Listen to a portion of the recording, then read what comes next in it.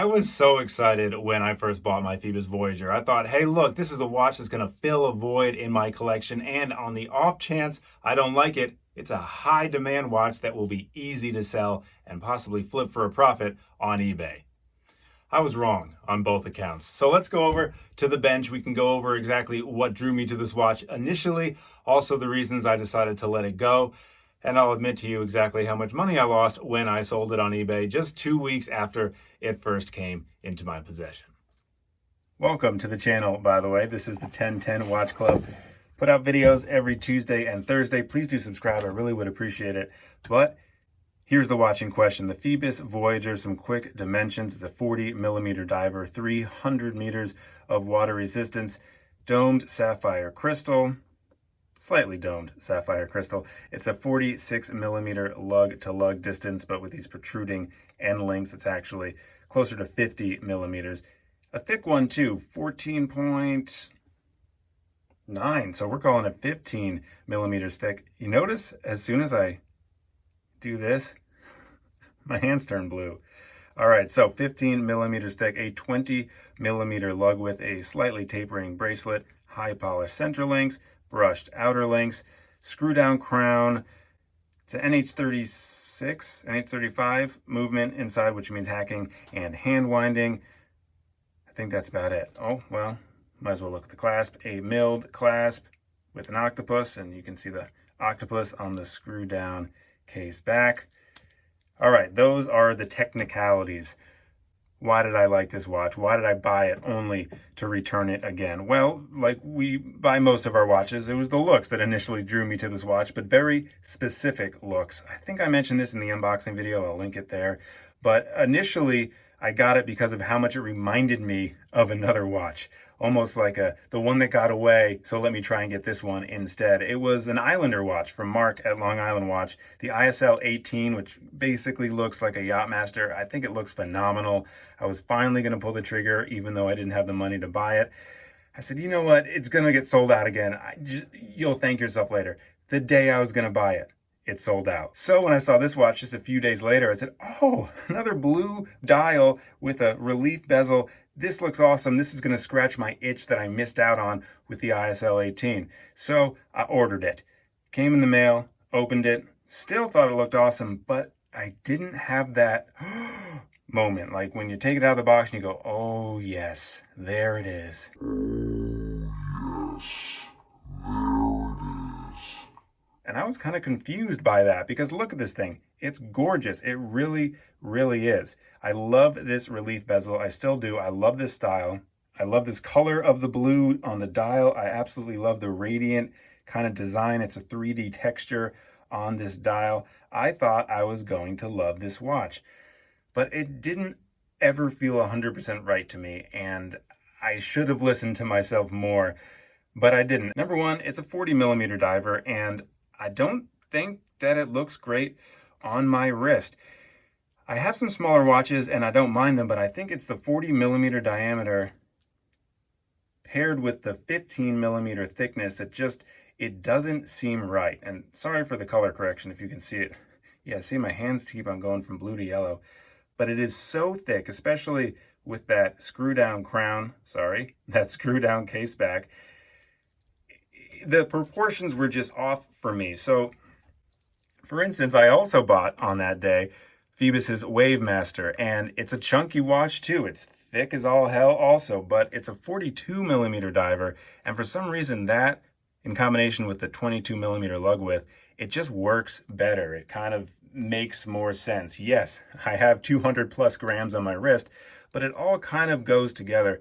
This watch, however, is so much smaller, and I really should put it on next to it so we can see. Hold on. So it's smaller, but it's taller. Like this is about a 0.5 millimeter thicker than its brother on the left. So it sits too high on the wrist for only a 40 millimeter diver. The proportions, I've used that word once, I'm going to use it at least 5 more times, we're just off. Same thing with the bracelet, or that's more of a proportions thing, but for this super, super thick watch, a 20 millimeter diameter, I know it's a 40 millimeter watch, but the 20 millimeter diameter bracelet, again, makes this thickness stand out more. The second thing was, I should have listened to my heart on the indices. These kind of remind me of like a Seiko Monster, and I don't like the Seiko Monster. And the reason I don't like it the most are the indices, the kind of tooth or claw indices. I can't decide which they look like more. But this one was a little bit different for me, so I said, okay, I think I can look past it. But I can't. I I don't like them. I am more of a traditionalist. I just like that, and I'm going to bring in the Wavemaster one more time. The standard indices, the circles, the rectangles. Yeah, I love when someone kind of swings big, but for me, they are just too stylized. I heard the term stoic design this week, and it really kind of hit home for me. I am more of a stoicist when it comes to design. I do like the big swings. I like some fun colorways. I'm going to bring this in again. I mean, look, that is not a traditional watch. However, a lot of the design cues are. This, not so much. Following in that same vein, the handset isn't necessarily for me. I don't like that they don't match. The hour hand has that kind of long diamond that's almost identical to a lot of the indices, but the minute hand is more of a traditional sword shape. I wish they made a decision one way or the other. Having both shaped hands for me is a design inconsistency. So it just, altogether, it wasn't the watch for me. Also, something I'm embarrassed to admit, but I will because we're friends here, is I didn't realize that this wasn't a dive bezel until I had already bought it and it was in the mail on its way to me. I was trying to put my finger on exactly why it didn't look as good as the bezel on Long Island Watch's ISL 18 or on the Yachtmaster. I said, well, it's a little busier. Maybe they don't skip a number. Maybe that's what it is. And it wasn't until I saw the review of this watch, because when I order a watch, I become obsessed and I watch other reviews even before I get it in my hands. It was a 24 Hour at a Times channel, and he mentioned, like, why would you have a 300-meter diver and then not have a dive time bezel? This is a dual time bezel, which is fun if you have friends in other time zones, etc., but it's not a dive bezel, and that's what I didn't like about it. There are too many numbers on this bezel for me. I absolutely love the dive time relief bezel of the ISL 18, of the Yachtmaster. Actually, I like the ISL 18 more than the Yachtmaster. I'm not actually a fan of the fact that he's going to do a further Yachtmaster homage. I just want the ISL 18 back in stock. I digress. This is a very busy dial, so all of a sudden you have, 11 different numbers. I was just, by the way, minorly impressed that I said 11 numbers until I realized that numbers are numbered. There's no way to miscount how many numbers are on this dial. Whew. Okay. And also it's a bezel, not a dial. So again, it was almost the bezel I wanted, but it wasn't. So I made it fit where it shouldn't fit. Another thing that I couldn't put my finger on until my wife mentioned was a downside of this dial, as cool as it looks, especially when you get up close and see the way the light plays on it, is that in photos and even at a quick glance, it kind of makes the dial look out of focus or blurry, or that there's something on the crystal. If I bring in my eBay posting, the one that I used to sell the watch, you'll be able to see it, I think. Just look at the dial. It looks a little out of focus. For some reason, you can't get the whole watch in focus with an iPhone. You kind of need I'm assuming, a camera that you can focus manually. So for some reason, even though this is an intricate dial and a really cool design, in my opinion, it doesn't translate well either in person or in photographs. So that is also something to look out for. So those are the reasons why I liked it. Then those were the reasons why I sold it. Now let's get on to the actual selling. I thought I was going to have an easy time selling this watch. I mean, look, it's a spec'd out monster. Add to the fact that the blue variant sold out almost immediately on Phoibos' website, and then Long Island Watch started carrying them, and the blue one sold out again within days. I thought, hey, I'm sitting on something pretty desirable. I can get on eBay, try and sell it, and who knows, maybe I can even flip it for a profit. I put the starting bid at $195. Now, retail, I believe it's $269, and then with discount codes where you can get anywhere, it can go down to about $249. That's how much I spent on it. I said $195, let's see how much higher I can get. And then it sat. and it sat, and it sat, and then I was getting offers in. I got excited until I saw how much they were for. I was getting offers for $100, $120, $130, and I was, to be honest, quite confused.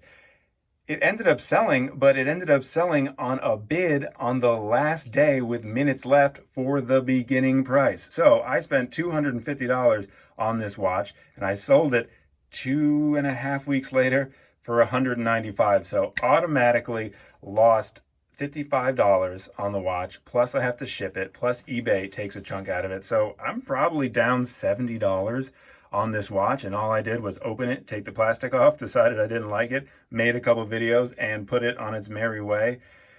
I'm bummed. I am one of those obsessive personality people who can catch a whiff of something like this watch and all of a sudden find 900 reasons why I should buy it. I'll convince myself to buy almost anything. But when we're talking about watches at this price point, which I understand is actually a pretty affordable price point, but if you're anything like me, money is tight and you really have to decide when to pull the trigger on something as, let's be honest, trivial as a watch. This was the bad decision, and I thought I could remedy it by selling it, and I got bit there too. That all being said, I do hope the new owner of this watch really appreciates it. They did get it at a steal at $195, but that also leads me to ask this question: how much is this watch worth? I mean, traditionally, things are worth what people are willing to pay for it. If this was brand new with stickers, with the bracelet still wrapped up, could I have got more money for it on eBay? I'm willing to bet I could have. I don't think, though, I could have got what they were asking for it on their website. And now I've come up with a better question to ask myself. What would I think if I saw the watch on eBay? Because I think that would make me pump the brakes just a little bit. If I saw this watch and didn't know anything about it on eBay for $250, would I buy it? And I think the answer is no. So I definitely made a mistake in getting it. I am kind of glad I made it, though, because I learned from it. That being said, though, it kind of stings. Thanks so much for watching.